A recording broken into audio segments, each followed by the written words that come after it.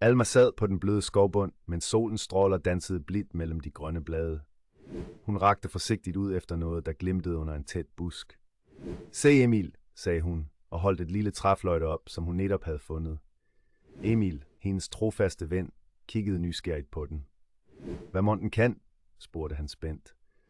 Alma pustede forsigtigt i fløjten, og straks lød et klart melodisk fuglekald, som fik skovens fugle til at svare tilbage med deres egne smukke toner.